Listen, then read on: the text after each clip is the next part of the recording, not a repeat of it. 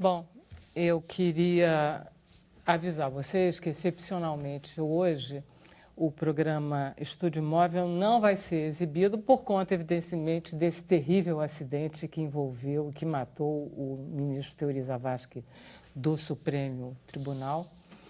E a gente vai continuar aqui tentando conversar um pouquinho sobre o nosso tema de hoje e se tem mais notícias, a gente será informado ao longo dessa emissão, né?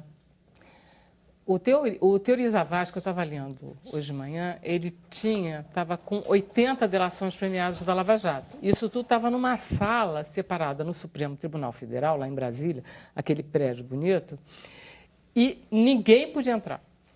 Ele pegou os juízes da equipe dele, pôs as 80 delações, os 80 depoimentos de delação, e ninguém entrava. Ele saiu de licença no dia, sei lá, antes do Natal, dia 20 de dezembro, ele sai de licença.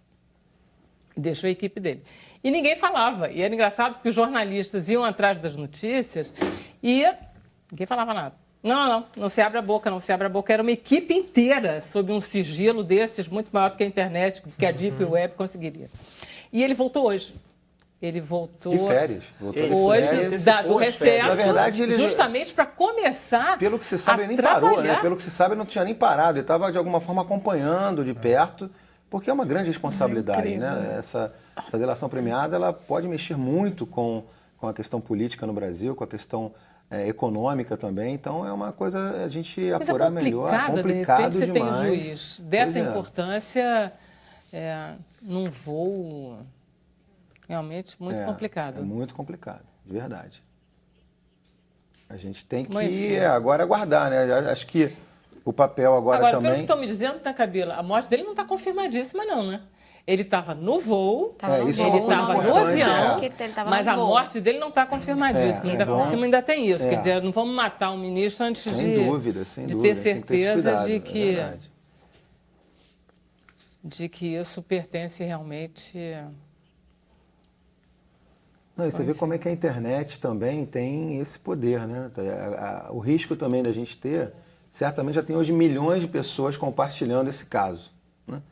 E aí as especulações já saem de todos os níveis que você possa imaginar.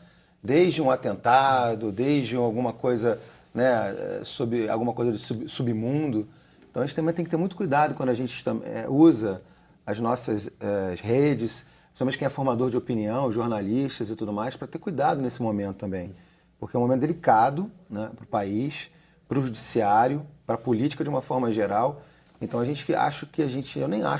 tenho certeza de que quem hoje, nesse momento, está compartilhando detalhes ou alguma notícia sobre isso, que busque as informações em agências de credibilidade, como a própria Agência Brasil, né, que a turma realmente só coloca no ar aquilo que já foi, de alguma forma, bem apurado, bem detalhado, porque senão a gente incorre num risco de gerar um pânico, de gerar um desespero, e que não é bom para ninguém.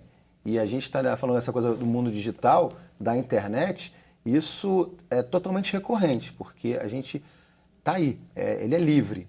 Então, qualquer qualquer enviar... A gente tinha falado, né, Carlos Afonso, um pouco de informações falsas. Você tinha falado, não era, Camila? Essas informações falsas que a gente vê na internet o tempo inteiro. A era do pós-verdade, né?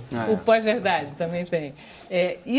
Elas são passíveis de serem acionadas, a pessoa que divulga. E quem curtir também dentro daquela notícia errada também está passível a entrar no processo se a outra for processada. A gente tem algumas decisões judiciais que chegam, inclusive, a responsabilizar quem compartilha uma notícia que é falsa. Não é um entendimento majoritário, mas serve como um aviso para que as pessoas não compartilhem tudo e qualquer coisa que elas veem na internet sem verificar a procedência daquela informação. Esse caso, por exemplo, é um caso do Tribunal de Justiça de São Paulo, em que se alegava que um determinado veterinário estava maltratando os animais. E aí se compartilhou essa informação e depois, enfim, esse veterinário veio a comprovar que, na verdade, era uma informação falsa. Então, se por um lado a internet e as redes sociais, né, fazem com que todo mundo possa ter uma voz e expressar sua opinião e fazer seu comentário, é importante sempre analisar a fonte, procurar saber a veracidade daquela informação para não aumentar um dano, ainda mais em momentos tão delicados como esse. Né? E preconceito, difamação também, se você... No caso desse veterinário de São Paulo é típico, uma difamação. Sim, ele acaba atingindo a honra dele. E preconceito Não, também, se você casos... curtir alguma coisa que é ofensiva a outra pessoa, você está compactuando com aquilo que a pessoa postou contra aquela. Casos de racismo, então você pode né? ser até arrolado no processo. Eu fico muito impressionada quando eu falei, inclusive, lá no começo do programa, sobre o território livre da internet, que me parece absurdo, é a espécie de impunidade, de leviandade que as pessoas põe as coisas na internet e deixam lá. Não, mas a internet não é terra de ninguém. A pessoa pensa que é, mas não é. Mas as pessoas E também não é terra sem lei. Então, aquilo que você coloca é importante lembrar. Isso pode ter consequências. Você é vigiado. É importante lembrar que existe uma vigilância, né, através de eu não números vejo muita próprios. vigilância, não, Cadu. Vera, as pessoas acham, hoje existe tecnologia que você consegue buscar... A gente já viu o algoritmo burro que não reconhece a pedofilia da foto... Não, tem isso. Mas ele pelo menos reconhece um padrão. Alguma coisa, né? Tem alguma coisa ali.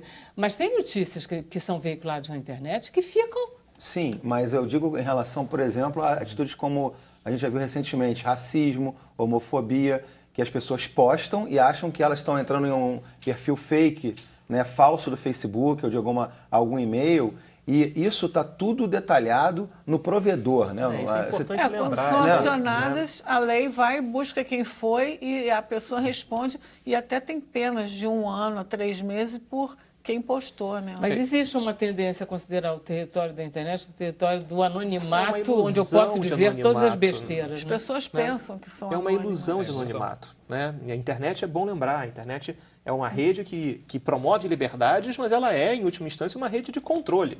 Né? Você deixa rastros, você deixa pegadas naquilo que você faz. A questão é saber o quanto esses rastros podem ali ser identificados e levados até a comprovação da autoria de um conteúdo ilícito que foi postado. E aí, acho que você fala, Cadu, acho que muito nesse sentido. As pessoas imaginam que existe um anonimato.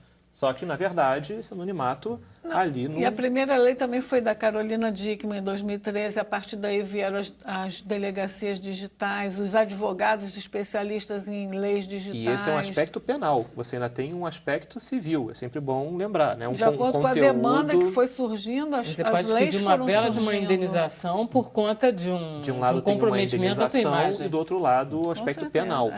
E isso está acontecendo cada vez mais por denúncia, porque as pessoas estão enfrentando esse tipo de comentário racista. Sim. As pessoas estão simplesmente indo para a delegacia, né? Sim, em vez de aguentar caladas. Mas elas têm mais é que ir mesmo. Não, claro, e a delegacia, apesar de toda a crise, né, que a Polícia Civil hoje enfrenta, ainda é uma delegacia especializada na parte criminal, né, na parte de informática, delegacia de crimes de informática, e ela realmente tem ótimos profissionais. Eu já estive lá na cidade da polícia, e ela tem realmente ótimos profissionais que apuram, que vão... Porque, na verdade, você cria uma identidade, é a mesma coisa que você vai criando... eu tenho meu CPF, você cria um CPF, você cria um número de identidade num provedor para você ter acesso à rede.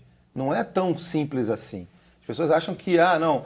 E outra, esse caso do último menino, acho que foi a filha dos 2 atores, né, isso, do Bruno, isso. Era uma menina de 16 anos, se eu não me engano, que estava gerando uma atitude racista contra a filha deles. Então, assim, de novo, quem é que está cuidando... E os pais juntos, né? Exatamente, Vera. Quem é que está cuidando dessa menina para que ela não tome uma atitude dessa? Que ela não se posicione de forma racista, né? E que vai incorrer num crime para ela e para os pais. Eu acho que os pais também, o Marcos aqui muito bem falou isso, os pais têm que estar ligados, atentos a essas questões também, do que os filhos estão vendo e compartilhando na internet. De acordo com a lei, os pais é que respondem pelos crimes Estatuto digitais da criança, dos filhos. Exatamente. Danos causados pelo filho. Exatamente. Bom, a gente vai fazer um intervalo rapidinho, a gente já volta para um próximo bloco, ok? O Sem Censura é um programa da TV Brasil.